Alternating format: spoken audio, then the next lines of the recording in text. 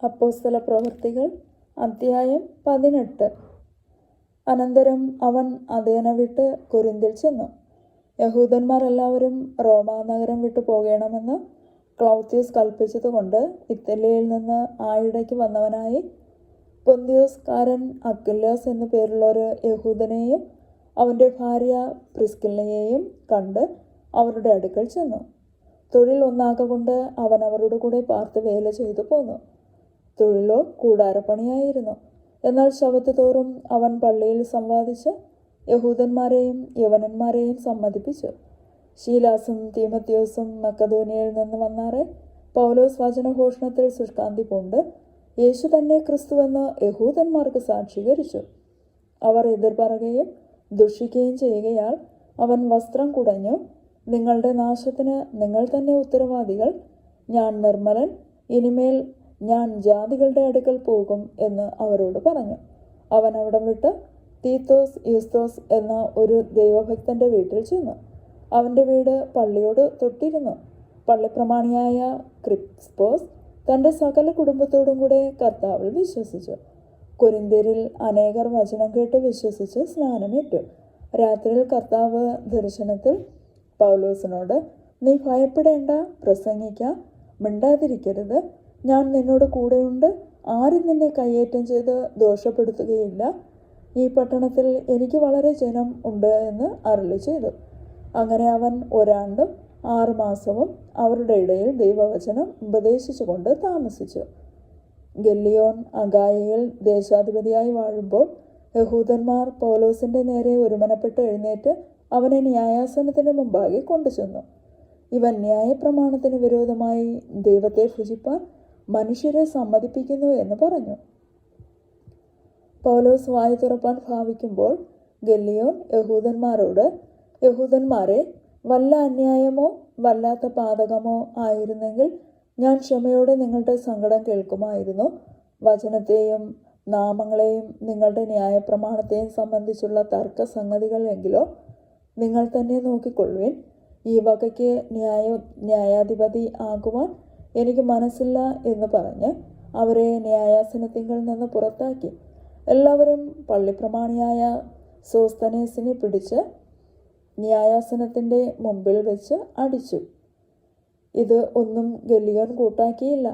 പൗലോസ് പിന്നെയും കുറേ നാൾ പാർത്ത ശേഷം സഹോദരന്മാരോട് യാത്ര പറഞ്ഞിട്ട് തനിക്ക് ഒരു നേർച്ച ഉണ്ടായിരുന്നതിനാൽ കെംഗ്രായയിൽ വെച്ച് തല ക്ഷൗരം ചെയ്യിച്ചിട്ട് പ്രിസ്കില്ലയോടും അക്വിലാസിനോടും കൂടെ കപ്പൽ കയറി സിറിയയിലേക്ക് പുറപ്പെട്ടു. എഫെസോസിലെത്തി അവരെ അവിടെ വിട്ട് അവൻ പള്ളിയിൽ ചെന്ന് യഹൂദന്മാരോട് സംഭാഷിച്ചു. കുറെ കൂടെ താമസിക്കണമെന്ന് അവർ അപേക്ഷിച്ചിട്ട് അവൻ സമ്മതിക്കാതെ, ദൈവഹിതമുണ്ടെങ്കിൽ ഞാൻ നിങ്ങളുടെ അടുക്കൽ മടങ്ങി വരുമെന്ന് പറഞ്ഞ് വിടവാങ്ങി എഫെസോസിൽ നിന്ന് കപ്പൽ നീക്കി കൈസരിയിൽ വന്നിറങ്ങി. യെരുശലേമിലേക്ക് ചെന്ന സഭയെ വന്ദനം ചെയ്തിട്ട് അന്തോക്യയിലേക്ക് പോയി. അവിടെ കുറെ നാൾ താമസിച്ച ശേഷം പുറപ്പെട്ട് ക്രമത്താലെ ഗലാത്യ ദേശത്തിലും ഫ്രുഗ്യയിലും സഞ്ചരിച്ച് ശിഷ്യന്മാരെയൊക്കെയും ഉറപ്പിച്ചു. അലക്സാന്ദ്രിയക്കാരനായി വൈഭവവും തിരുവെഴുത്തുകളിൽ സാമർത്ഥ്യവുമുള്ള അപ്പല്ലോസ് എന്നു പേരുള്ള ഒരു യഹൂദൻ എഫെസോസിലെത്തി. അവൻ കർത്താവിൻ്റെ മാർഗത്തിൽ ഉപദേശം ലഭിച്ചവനായിരുന്നു. യോഹന്നാന്റെ സ്നാനത്തെക്കുറിച്ച് മാത്രം അറിഞ്ഞിരുന്നുവെങ്കിലും ആത്മാവിൽ എരിവുള്ളവനാകയാൽ അവൻ യേശുവിൻ്റെ വസ്തുത സൂക്ഷ്മമായി പ്രസ്താവിക്കുകയും ഉപദേശിക്കുകയും ചെയ്തു. അവൻ പള്ളിയിൽ പ്രാഗൽഭ്യത്തോടെ പ്രസംഗിച്ചു തുടങ്ങി. അക്വിലാസും പ്രിസ്കില്ലയും അവൻ്റെ പ്രസംഗം കേട്ടാറെ അവനെ ചേർത്തുകൊണ്ട് ദൈവത്തിൻ്റെ മാർഗം അധികം സ്പഷ്ടമായി അവന് തെളിയിച്ചു കൊടുത്തു. അവൻ അഖായയിലേക്ക് പോകുവാൻ ഇച്ഛിച്ചപ്പോൾ സഹോദരന്മാർ അവനെ ഉത്സാഹിപ്പിക്കുകയും അവനെ കൈക്കൊള്ളേണ്ടതിന് ശിഷ്യന്മാർക്ക് എഴുതുകയും ചെയ്തു. അവിടെ എത്തിയാറെ അവൻ ദൈവകൃപയാൽ വിശ്വസിച്ചവർക്ക് വളരെ പ്രയോജനമായി തീർന്നു. യേശു തന്നെ ക്രിസ്തു എന്ന് അവൻ തിരുവെഴുത്തുകളിൽ തെളിയിച്ച് ബലത്തോടെ യഹൂദന്മാരെ പരസ്യമായി ഖണ്ഡിച്ചു കളഞ്ഞു. അധ്യായം 19.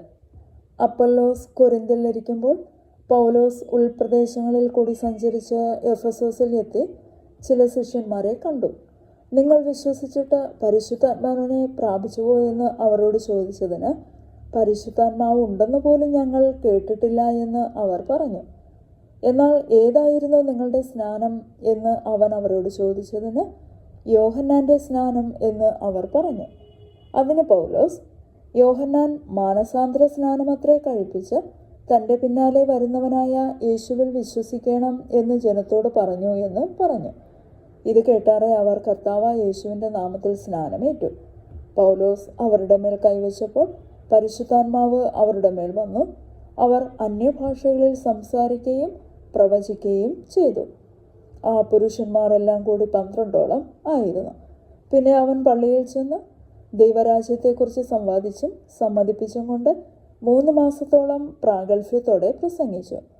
എന്നാൽ ചിലർ കഠിനപ്പെട്ട് അനുസരിക്കാതെ പുരുഷാരത്തിൻ്റെ മുമ്പാകെ ഈ മാർഗത്തെ ദുഷിച്ചപ്പോൾ അവൻ അവരെ വിട്ട് ശിഷ്യന്മാരെ വേർതിരിച്ച് തുറന്നോസിൻ്റെ പാഠശാലയിൽ ദിനംപ്രതി സംവാദിച്ചു പോന്നു. അത് 2 സംവത്സരത്തോളം നടക്കയാൽ ആസിയയിൽ പാർക്കുന്ന യഹൂദന്മാരും യവനന്മാരും എല്ലാം കർത്താവിൻ്റെ വചനം കേൾപ്പാനിടയായി.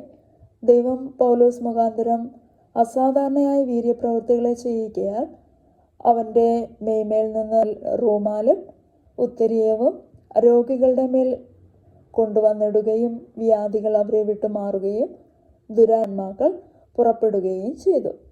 എന്നാൽ ദേശാന്തരികളായി നടക്കുന്ന മന്ത്രവാദികളായ ചില യഹൂദന്മാർ പൗലോസ് പ്രസംഗിക്കുന്ന യേശുവിൻ്റെ നാമത്തിൽ ഞാൻ നിങ്ങളോട് ആണയിടുന്നു എന്ന് പറഞ്ഞ് യേശുവിൻ്റെ നാമം ചൊല്ലുവാൻ തുനിഞ്ഞു. ഇങ്ങനെ ചെയ്തവർ മഹാപുരോഹിതനായ സ്കേവ എന്ന ഒരു യഹൂദൻ്റെ 7 പുത്രന്മാർ ആയിരുന്നു. ദുരാത്മാവ് അവരോട്, യേശുവിനെ ഞാൻ അറിയുന്നു, പൗലോസിനെയും പരിചയമുണ്ട്, എന്നാൽ നിങ്ങൾ ആരെന്ന് ചോദിച്ചു. പിന്നെ ദുരാത്മാവുള്ള മനുഷ്യൻ അവരുടെ മേൽ ചാടി അവരെ കീഴടക്കി ജയിക്കുകയാൽ അവർ നഗ്നരും മുറിവേറ്റവരുമായി ആ വീട്ടിൽ നിന്ന് ഓടിപ്പോയി. ഇത് എഫെസോസിൽ പാർക്കുന്ന സകല യഹൂദന്മാരും യവനന്മാരും അറിഞ്ഞു. അവർക്കൊക്കെയും ഭയം തട്ടി. കർത്താവായ യേശുവിൻ്റെ നാമം മഹിമപ്പെട്ടു. വിശ്വസിച്ചവരിൽ അനേകരും വന്ന് തങ്ങളുടെ പ്രവൃത്തികളെ ഏറ്റുപറഞ്ഞ് അറിയിച്ചു.